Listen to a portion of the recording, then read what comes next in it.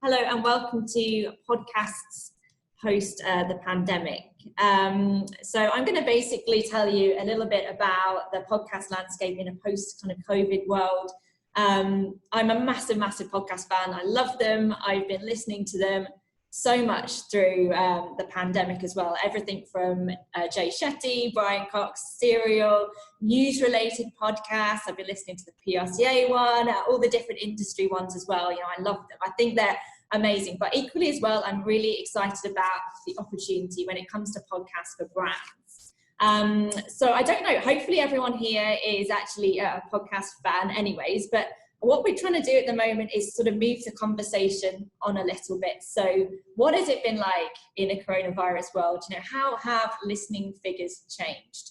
Have they gone up? A lot of people have said they've actually gone down, or are they just people just listening to things differently? But whatever the point is, you know, end of the day, there's 4.4 billion podcasts were downloaded last year, which is massive. There's a massive potential as well from a client perspective. And as comms professionals, we've sort of seen the shift in how I think things are being done a little bit differently over the past sort of few months. So kind of gone are the days of obviously physical events. We've shifted our thinking. Podcasts have won massive during the last few months as well. And we've been delivering them as podcast specialists virtually as well. So I'm just going to run through a bit of a 45-minute whistle stop tour about the landscape so far, just so we kind of have a bit of a feeling about where this new trend or new in commerce is actually going and what we can do with it.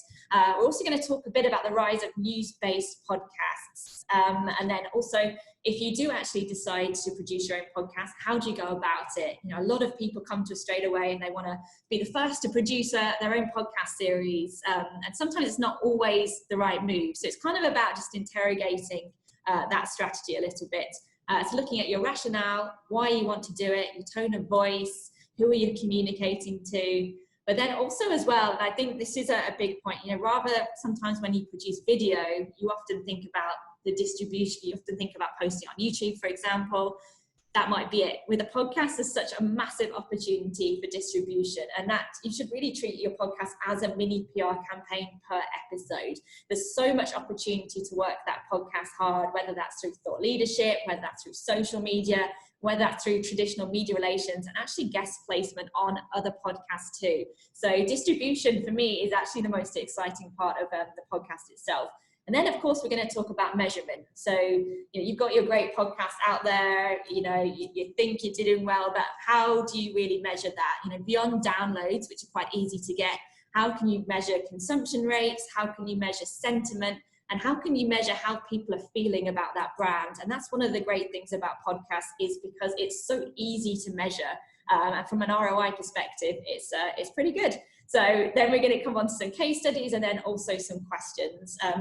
Just to introduce myself super briefly as well, I'm Cheryl, I'm the Managing Director of Markettiers at MENA, and we're in the business of broadcasting as a broadcast specialist. We've been delivering audio strategies for brands for about 28 years, probably gives you an idea about how old we all are over at Markettiers, but I think what we're really excited about at the moment and what we've definitely seen in the last sort of few months is a huge uplift in podcasting. So it's great to see so many people today. We'll come up to some questions at the end. If you want to use them in the chat box as we're going, we'll try and get through some more at the end too. But hopefully you'll learn a few things about if you're thinking about pushing a podcast strategy to your clients, if you're thinking about setting up your own podcast, for example, or if you just want to learn about this new medium. So just to give you a bit of context, I think we first need to understand the bigger picture. As I said at the beginning, 4.4 billion podcasts were downloaded last year. And that's a massive opportunity when it comes to brand-funded podcasts, both from an external comms perspective and an internal comms perspective as well, which arguably could actually be just as, or if not more so, important at the moment. Just to give you a bit of an idea about where we are in terms of context at the minute, listening figures, weekly listening podcast figures, 24% of those in the US tune into at least one podcast a week. So if you think about the population of the US, that's pretty decent. That actually rises to 40% when it comes to South Korea, China, Spain. They're some of the biggest podcast markets. The UK is about 20%. Over here in the UAE, there's about 16% of the population are tuning in once a week. And we're actually just about to launch our Saudi report, which will be the first ever podcast report into the Saudi market next week, and they're on about 15%. So a little teaser on some of the stats we're going to be revealing there. So is that important? Those numbers don't seem that big for the region. I'd say yes, they are, because when you think about a podcast, you're not an accidental listener. You don't just happen upon that podcast. You actively have to seek out that podcast at the point of interest. So whether you're interested in podcasts on business, marketing, mindfulness, which have been actually hugely popular during the pandemic, you are already interested. And that's why I think they're important when it comes to other different mediums as well. For example, if you think about a press release, not to disrespect that format, but sometimes you think about when you're selling it into a newspaper journalist, how many people reading that are absolutely spot on for your target audience, maybe 10, 20%. For a podcast, your audience is absolute. There's no audience wastage because everyone there is there because they want to be there. So it's very good for niche targeting. But again, just to journey back a little bit, just other things that have happened this year or last year, Spotify spent $230 million on the acquisition of Gimlet. Other stats as well, there's 500,000 podcasts on Apple alone. In the whole ecosystem as well, there's about 30 million episodes. So it just shows you the kind of stats that we're looking at in terms of the growth of that podcast medium. And also as well, Spotify has said this year that it plans to spend $500 million on podcast acquisitions, and that's just during the rest of 2020. So you kind of see a bit how Spotify is trying to wrangle the lion's share of podcasting away from Apple, which used to be the big dominant podcast platform. It lost the lion's share of that to Spotify last year, and because Spotify is device agnostic, you don't have to have an iPhone to be able to tune in, then it seems like they're really they're being quite aggressive on that front. So why is all this important? Why is it all this important for brands, and how have things changed in this sort of post-COVID world that we're just about to enter? Well, first of all, as we said, we just need to look at the bigger picture. So podcast is nothing new. It was actually coined by Steve Jobs back in 2005 when Apple, iTunes and iPods came together, and Steve Jobs actually created the term podcasting. It's a bit of pub trivia for you, but iPod plus podcasting, broadcasting, that's how they came for the term, the podcast. So it's your iPod and it's your broadcast. So it's your iPod, your podcast there. Why was it so kind of important? It's because Steve Jobs kind of referenced it as the TiVo for radio. So it's free, it's like a subscription model. It's basically Netflix for radio. You can download at your leisure. And it became this sort of medium back in 2005, which was still sort of relatively new. Even up until 2009, only 11% of people in the US tuned into a podcast every month. So it's still kind of finding its feet a bit.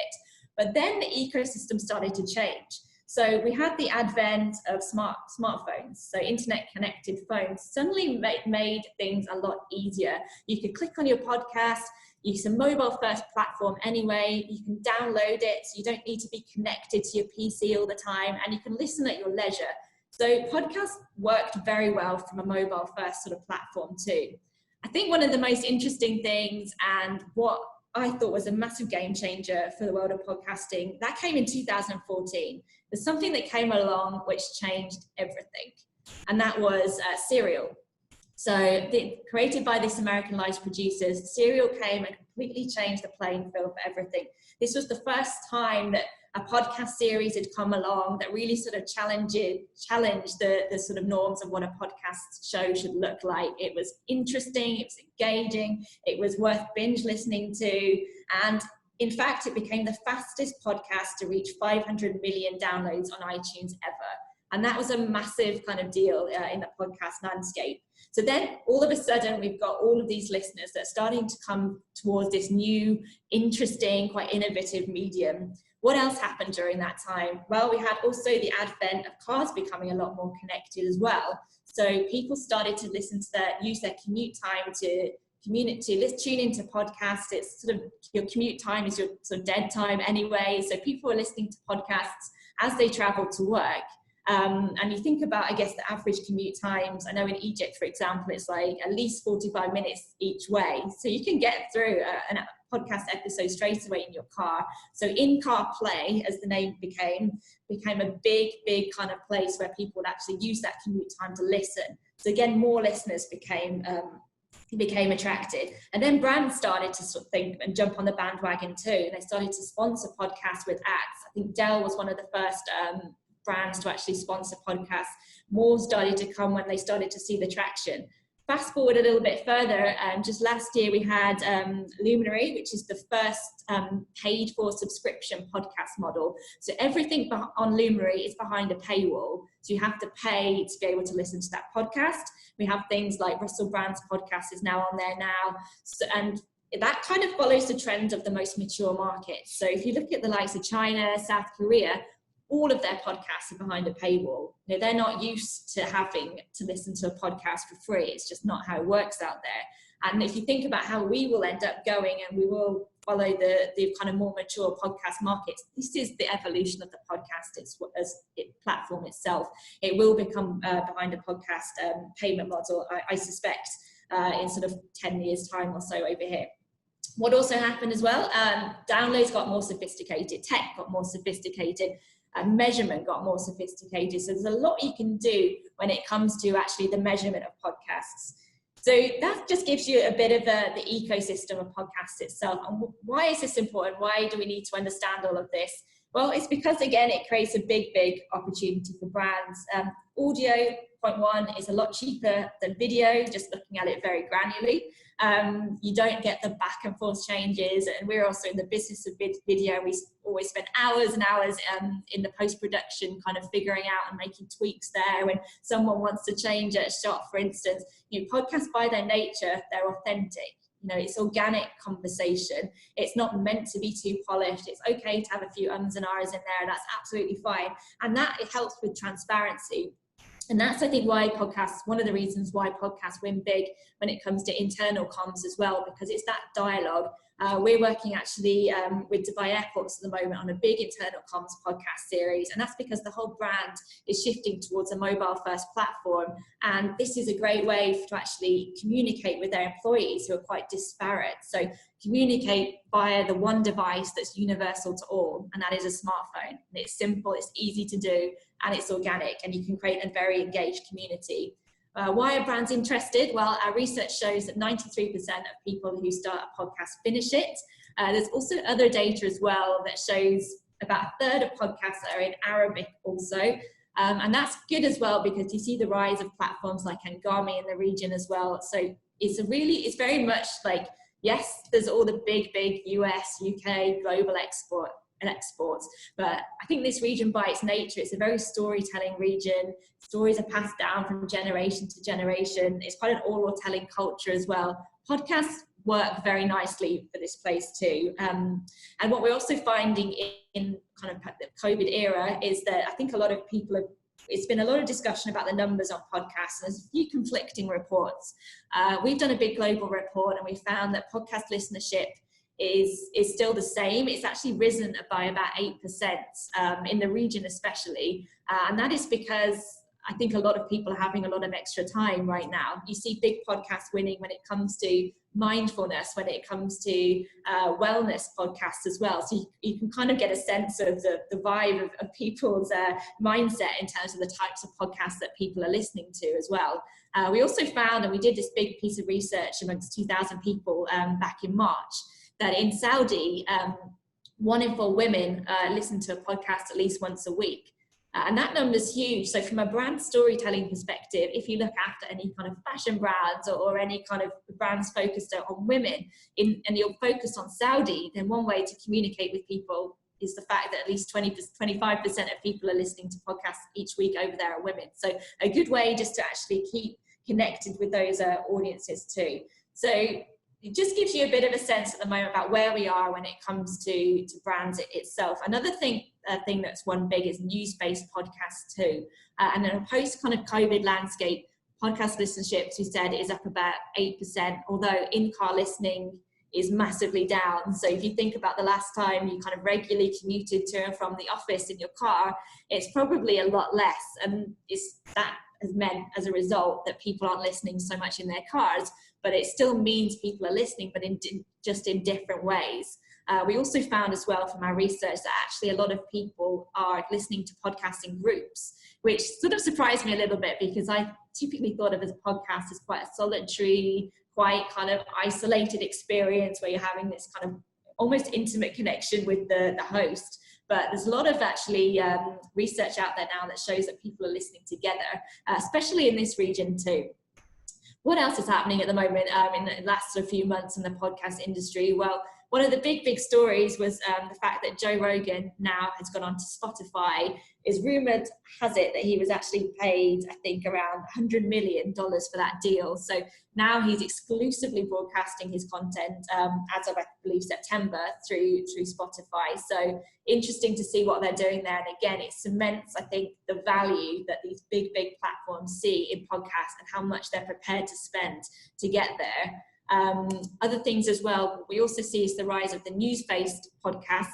And these have become very quite big over the last few months. So if you think about CNN, for example, they have their own kind of 10-minute podcast reports. And they do that every day. And they basically just deconstruct the latest headline around coronavirus. And it's really interesting. It's stuff around China, it's stuff around the vaccine, stuff around conspiracy theories. And it's just quick, digestible content that they quickly do.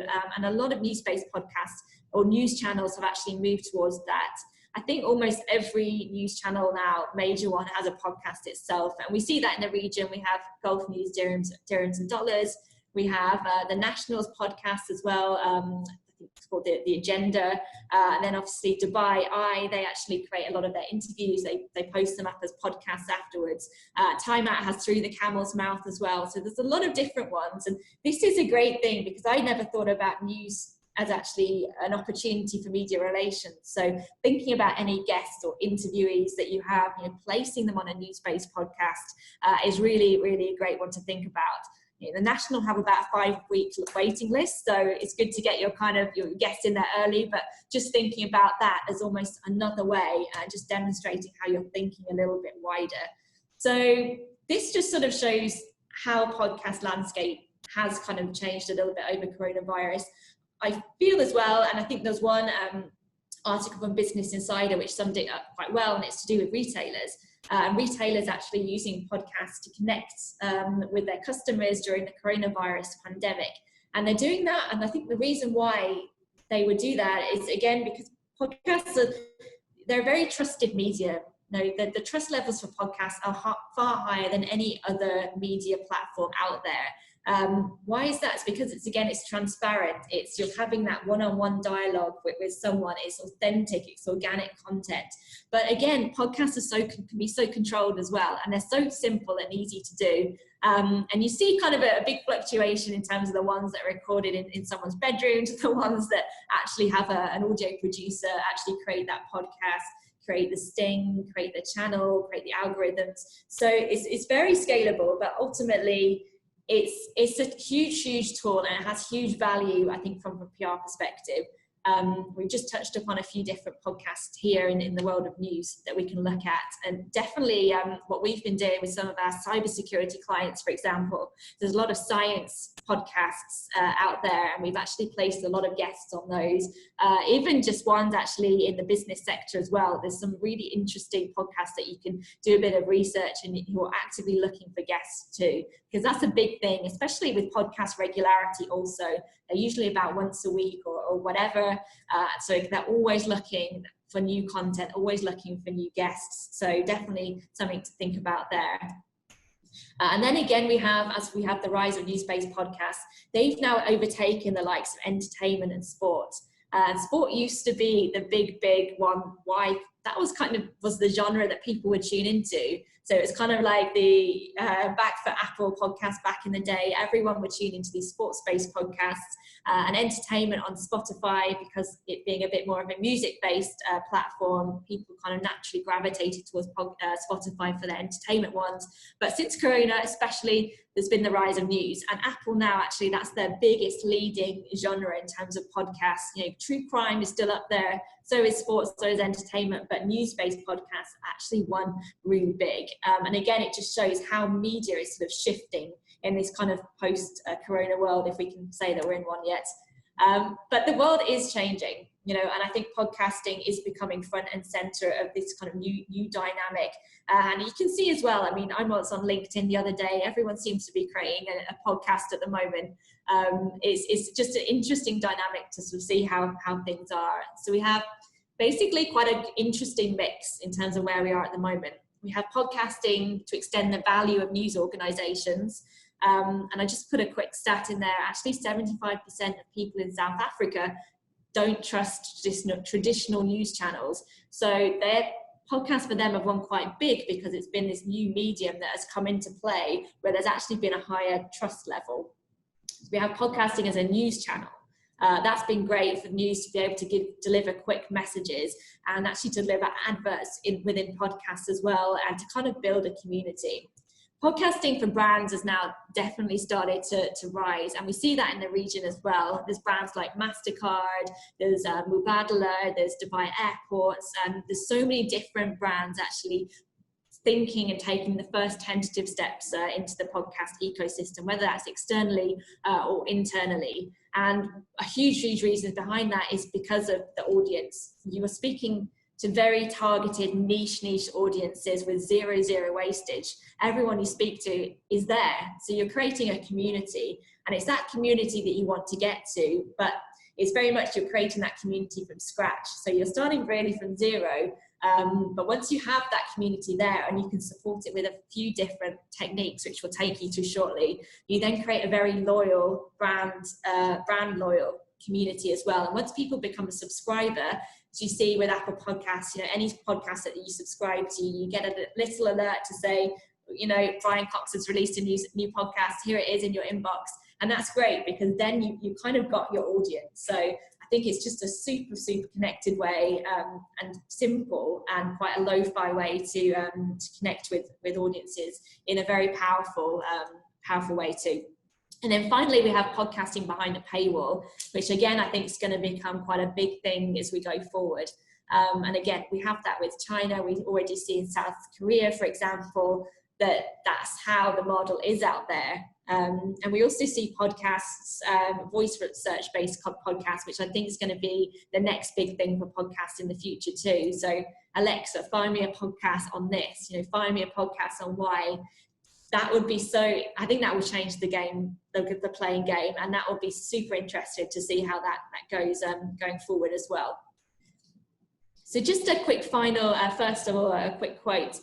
This is actually just, I think, cements the power of podcasts from a brand perspective to, you know, the power of audio. This is a quote from Mark Pritchard just a few months ago. He's the Procter & Gamble Chief Brand Officer. And it just cemented why they're looking now at the power of audio when it comes to engaging with different audiences, completely new media. I mean, as you say, podcasts aren't new. They've been going since 2005, but they're having a renaissance at the minute. And it's definitely been spearheaded by the coronavirus, because they are now very much fashionable. But it's a fashion that I think that hits here to stay as well. So now we just talked a little bit about the why. So why are podcasts doing well so far? What is life like in a kind of post-corona world? And what are the opportunities? And as we say, there's been a big swell at the minute, and I don't know if you feel it in region, but maybe it's because I'm thinking about it a bit more often, but I feel like there's a lot of people, a lot of brands now creating their own podcasts. You know, a lot of PR agencies have their own podcasts, which has been great to see. But I think, and maybe this is slightly counterintuitive to what we're trying to do as a business, as podcast strategists, but it's best not to just default to produce. You know, we get so many briefs in from clients and brands saying, we want to create a podcast. So you kind of go in with the tactic first, it's almost the question of, okay, well, why do you want to create a podcast? And then when you start to unpick that, you can work out whether a podcast is something that people should be doing. Because podcasting does require a level of bravery, and it also requires a level of commitment. A lot of people say, oh, we just want to test the water with, one podcast. You can't really do that much with one podcast. You're not going to suddenly get 50,000 downloads a night unless you put probably an incredible amount of media spend behind it. So podcast is very much a longer term strategy. You're not going to get huge numbers overnight, but you will get them. So you almost have to be in it to win it. You need to commit to a series. We're doing one at the moment with a brand, both internally and externally, and we're doing, I think, 8 internal comms podcasts, and then we're doing 24 external comms podcasts. And that's great because that will give like a really good momentum for people to see and to create that swell of audience too. So once you've got that, you can really start kind of cementing your audience. You can then start measuring them as well. What we typically do with a podcast, with a brand is to, first of all, it's interrogating the why, but it's actually understanding what people think of that brand at the beginning. And then we can measure the podcast in terms of research, which we'll come on to after every few episodes, almost to see how that needle kind of shifts and to see how brand sentiment can change. So yeah, podcast for sure. You're going to create your community. You just need to really sort of commit to it. So it's about kind of, I think, getting your, working with brands and your clients, just to sort of educate them on that process. But for sure, you will get, it's a really powerful way to connect with people. So how does it work? Well, yeah, rather than just, I say, creating a podcast and just throwing it out there and just being like, right, washing our hands of it and saying, right, we're done. There's a big behind the scenes strategy that goes into making every podcast. And if you're considering doing it, please do think about these 4 things before actually jumping the gun and creating it. First of all, your strategy. So who are you speaking to, first of all? What is the tone of voice? Podcasts pretty much like they have a very good level of audience throughout all of the different age categories. I think there's about a couple of percentage in it where they swing slightly lower. So those age 18 to 35s are slightly, maybe 2% more likely to listen to a podcast than other ages, but it's pretty much split evenly between. And you think of that because every podcast is different, right? So there might be a podcast that's on a certain subject which appeals to a certain audience, another one and another, and that will then satisfy their needs. So it's more about the point of interest. Podcasts as well swing pretty much equally between the genders. So it's about 50-50 split. Although in Saudi, what we do find is that, as we say, 1 in 4 women are listening to podcasts every week. So their numbers are slightly higher than men, for example. So think about the strategy. Make sure that you have your tone of voice right. What is it that you want to get out of this podcast as well? And we were sitting down with a brand actually the other day, and we wanted to understand what success looked like. For some people, it's basically number of downloads. We just want to see 50,000 downloads on our podcast. Great, okay, we can, once we know what that is, then we can make sure we work to that. Also, another lady from the brand that we met said actually it's about perception shift. And for them, this whole podcast series was about shifting it away from being thought of as a kind of different type of brand and actually positioning themselves to a technology-based brand. So thinking about that and actually what you want to get out of your podcast up front is really important, because that then dictates the rest of the steps. Then we've got production, which is the fun part. So this is the bit when you need to think about your host. If you're thinking of an internal comms podcast, you might want to think about someone from the business itself. So they might have the knowledge, or you might want to think about someone that's coming to it a bit of fresh. For sure, that person will need to be the sort of red thread throughout that podcast series. So making sure that they're invested in it, that they have the time. That's also great to see. Sometimes having talent behind it, if you're doing an external comms podcast series, that's great also, because then you can leverage their social following. Or it might just be someone that's just a really interesting host and has a great, not a great voice and a great way to actually bring things together. But for sure, that host needs to represent the brand. And they also, it's worth thinking about podcast media training too. Just like regular media training, but podcast media training, we've had some kind of, we've had guests before on podcasts, and even the most amazing CEO that's used to standing up in front of hundreds of people and delivering speeches, you put them in front of a mic and an audio, and suddenly they clam up a little bit, or they just go very monotone, and you start to lose a bit of interest even. So thinking about your podcast media training is important. Things such as bridging questions as well, that's important. So how do you loop in a guest that's perhaps a little bit more introverted and quiet, and make sure they still get the time of voice, versus someone that's super extrovert and wants to take over your whole podcast. So the role of the presenter or host is really important. So think about that. So that's your kind of podcast itself. And I guess during these times, you'll be recording it virtually via a studio recording as well. So making sure you've got all of that set up. We do ours through our studios, so we can just make sure that always the audio is absolutely on point, because there's nothing worse than a podcast when someone sounds a bit flaky, or someone sounds a bit grainy in the background, or you get an echo, or often you get the sound of noisy traffic, or even the odd cat going across the screen. So thinking about the production is super important, making sure your kind of production values are there. Having your kind of your jingle you might want to have, thinking about the infographic that goes on Apple Podcasts too, and all those different things. The average length of a podcast, just so you know, is about 43 minutes. So that's quite a long length of time. And the fact that 93% of people are listening to it, a brand can say a lot in that time. So making sure you planned your content. I'd say not to overly script it too much, because doing that, it sounds a bit like someone's reading a script, and then you sort of lose the whole point of the podcast with the fact it's meant to be authentic, it's meant to be engaging. So moving on from that, you could have, I guess, the best podcast in the world. You can have a barber on your podcast, but if you don't tell anyone about it, then almost, what is the point? So distribution is massive. So there's lots of different aggregator sites that you can think about. So for example, Apple Podcasts, Spotify, Deezer, Stitcher, Audioboom, SoundCloud, Acast, and Gami. There's Buzzsprout, for example. There's lots of different platforms. Not necessarily all of these aggregator platforms will be right for you. So thinking about those, and we can certainly help in terms of the merits of each of them, is also useful to think about. If you're doing internal comms ones as well, you might want to think about a sort of closed platform too, and there are those also. So you can just make sure that you're restricting access to different audiences. But as well as that, it doesn't end there. So if that was all you did, I think it would just be no point in doing a podcast. There's so much more that you can do with a podcast beyond that, and that comes onto the promotion of it. So thinking about your podcast as a mini PR campaign. So you've got your episode. Who can I target with that? McKinsey do a great job actually in promoting their podcast. They also do like a transcript of each podcast too, so you can actually sort of zone in, and if you want to read it, you can do that.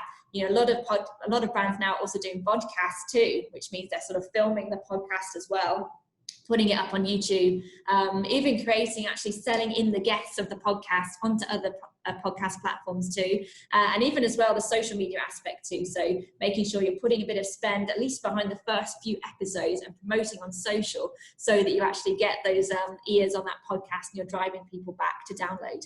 And then finally, that brings us on to measurement.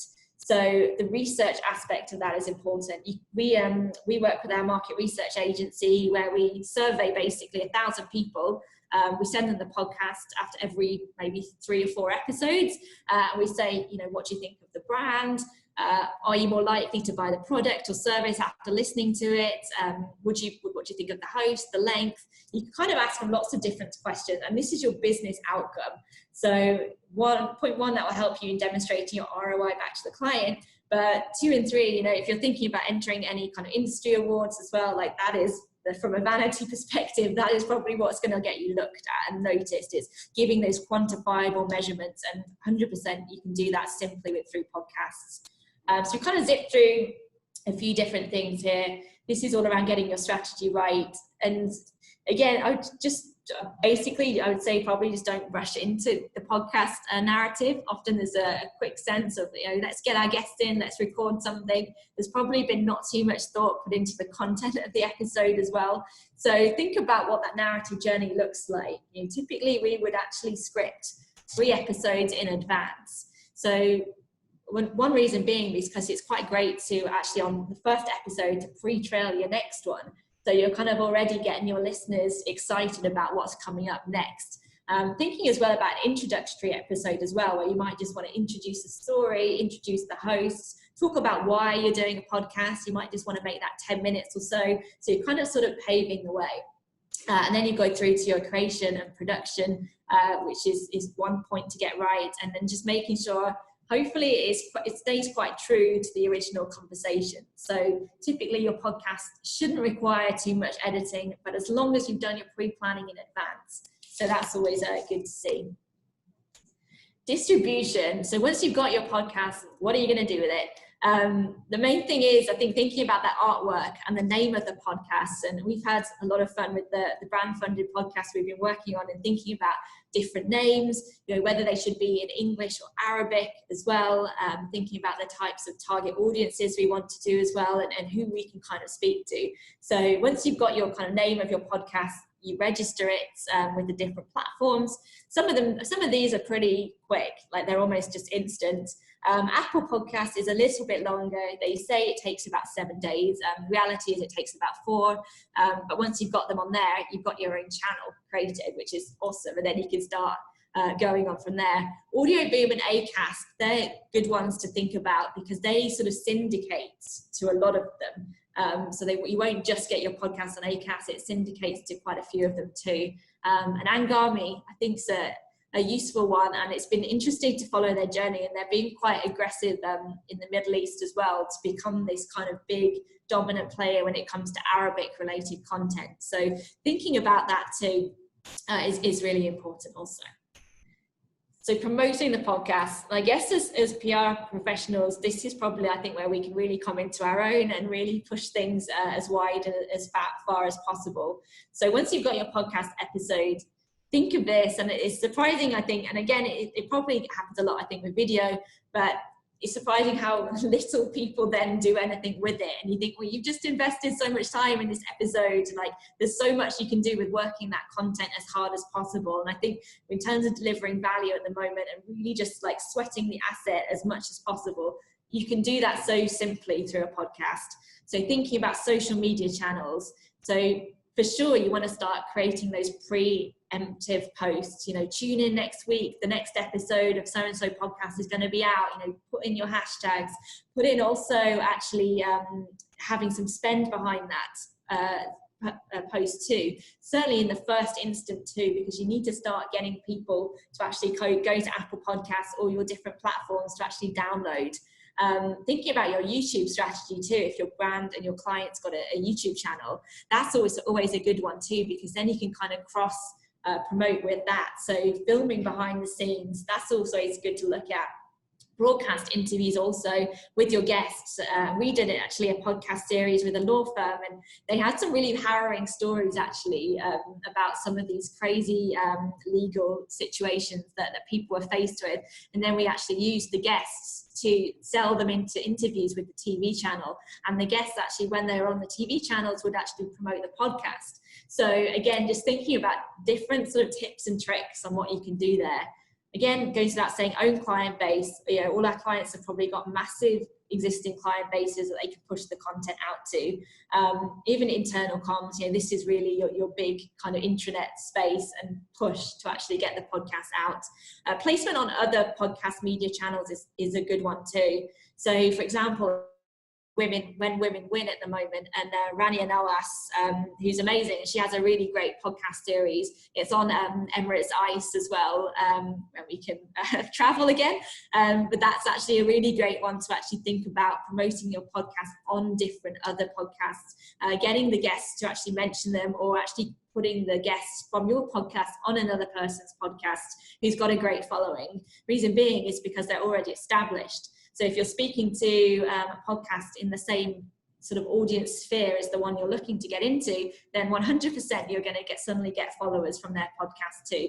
And podcast community is really not, it's very inclusive. It's not cutthroat at all. And we had the Middle East Podcast Forum last September, Fingers crossed, we'll see how it goes this year. But that's there's such a big ecosystem of podcasters and people that are looking to help and get this off the ground, especially in the region. So there's definitely always a big swell of, I think, positivity around supporting people in that space. On-air sound bites, yep, simple to do. You can just render quick sound bites from your podcast.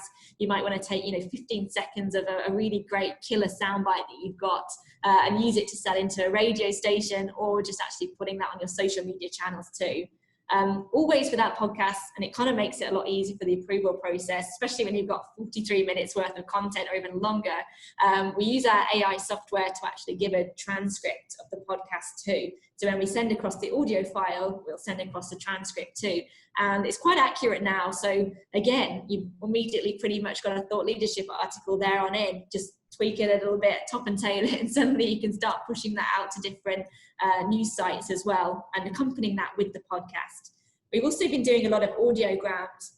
Audiograms are pretty cool because you can it's basically like a social media image, and then you can have the kind of sound wave going through it, and it will just pre-trail a few kind of like choice sentences and words.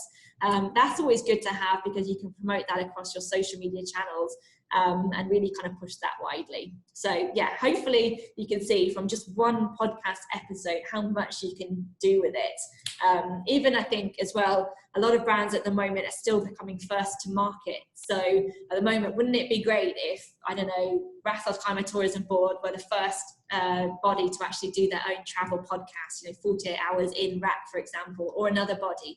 Wouldn't it be great if we could have an F&B podcast? Because actually our research shows that podcast listeners, I think, spend on average 26% more than on F&B than non-podcast listeners. So just thinking about, there's so many great stats that can support the opportunity there. And I think in this region, because we're still relatively new, we're still finding our feet. There's so many big opportunities for brands to become the first of. And again, that becomes your news story as well. This is just an example, case files. You should download it if you get a chance. It's a true crime-based podcast. The reason we put it in here is because this podcast has won quite a few awards because of its distribution, promotion, and importantly, measurement. So again, yes, it's about the content, but what's really, I think, going to deliver for your brand is ultimately they were going to look at the results, right? So, how many people have downloaded it, what has sentiment shifted. And this is an example of a podcast that works very well from that perspective. Just to give you a bit of brief background, this is a podcast series. It's a true crime podcast series because that's one of the most popular genres. As a law firm, they wanted to reach people at the point where they're about to make an important legal decision, whether they're going to buy a house, whether they're going to get married, whether they're going to get divorced, or something around that size. It decided that actually they wanted to reach people around the age of 30, which is the tipping point when people were deciding to think about their first kind of legal decision. So they started creating this podcast series. We came up with the name, and then we actually created a lot of different audio files to support it. We did some podcasts about some of the harrowing cases. This was one actually about an evil doctor who basically performed unnecessary operations on his patients, which was pretty bad. And then we'd have actually someone from Slater & Gordon come in at the end, and they would talk about the legal implications of it. So it was quite subtle. They kept the branding fairly sort of subliminal, but we created actually different channels for them. There's actually now a dedicated Instagram channel, Twitter channel, LinkedIn channel, and it's doing really, really well. I think we're on about 60,000 downloads now on this podcast series, and it's performing well in terms of the distribution. So you can see here how we actually promoted it. So a lot of we did broadcast interviews with the BBC, with some of the guests appearing on the podcast. There was actually an episode about a boy that had sepsis, and it was through this kind of medical blunder. So we actually placed interviews with him and his family on some of the different broadcast channels to kind of raise awareness of this. And then we actually did a lot of podcast interviews and sponsorship again, so we can actually sponsor different podcasts, social media boosts, audiograms, mapping actually the audiograms to the demographics that we want to reach. And just a really good way to actually really milk the podcast for all it's worth. This presentation, these download figures are a little bit outdated now. We're actually on about 60,000, but this charted in the top 5 on Apple True Crime podcasts, and that's globally. You think about there's 30 million podcast episodes, and about 500,000 of them are 500,000 podcasts are actually on Apple. So the fact that we're in the top 5 on Apple True Crime podcasts, and at 27 in the all categories chart is pretty phenomenal for a brand. And this indexed again very well with the 18 to 44. And I think what was really good here and really important to note is the podcast evaluation aspect of it. And again, sending out that podcast to 1,000 people on our survey list really helps. So we do that after every 3 episodes or so, and we'd ask them questions, as we said, about what do you think of the host? Do you like them? Is it a bit too long? Is the podcast too short? Do you think more favorably about the brand from listening to this podcast? We found that actually 7 in 10 people said they're more likely to consider using the legal brand if they were to acquire services like that into the future. And that was just after listening to one episode. So you're creating a very loyal, very engaged audience. And it's just a really, I think, a powerful example about how you can do it. If you do it well, you can really make an impact, and you can really deliver amazing business outcomes. And I think just before we sort of close as well, I think this is just an interesting quote from CFO of Spotify. He's actually now left a few months ago, but he said, "Podcasting is for Spotify what original content is for Netflix." Podcasts are the Netflix of the radio world. It's on-demand content, but it's a great one as well because it's controlled content. It's powerful. It's simple. I think it's relatively cheap to do, to be honest, certainly compared to video. But it has the power to reach audiences in an extremely engaging and meaningful way. So hopefully that gives you just a bit of a whistle-stop tour of the podcast landscape post-coronavirus. The numbers, I think, are swelling more than what we've ever seen before. As we say, they're up about 8% in the UAE. We're really excited as well because we're about to release our Saudi reports into the podcast landscape. And that will be the first time that there's ever been a report into the Saudi podcast landscape. And we did this amongst 2,000 people back in March. So it's when the coronavirus had just kind of hit. So I think, interestingly, that's just going to be interesting in itself to see the stats there.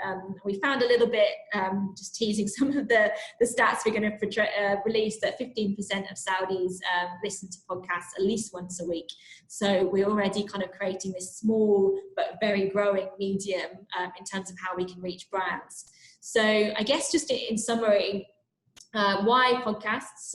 Why are they relevant for brands? Why should you consider them? Well, they're kind of pretty untapped. It's low-fi in terms of low investment, but the potential is huge. The metrics are massive. It's a great way to build a community and a loyal, engaged one at that. But yeah, make no mistake about it. It's a long-term strategy. There is a commitment and level of bravery that's needed. But by doing so, you'll be ahead of the curve. And I think in this kind of world that we're living in at the moment, it's the brands that are being a bit innovative, those that are being a bit bold, those where you're trying to constantly interest your client, keep pushing forward, keep showing them different ways to do things. It's business as unusual. We have to keep educating clients and pushing them to do different things as well. It makes our jobs more interesting. And again, it's authentic content from the region by the region. A third of podcasts are in Arabic.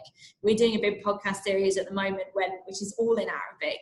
So, but it's great to see how I think we as a UAE and also the region as well are actually accelerating. And although I think our numbers are slightly lower than perhaps some of the mature markets, we know that we go very fast. And for sure, I think this is going to be great going into next year also. So hopefully that gives you a bit of a background in terms of where we are, where we come from, and what the future is. But if you have any questions, that sort of concludes today. Feel free to sort of ask them, and I can share the deck. I'll share it with Hayley.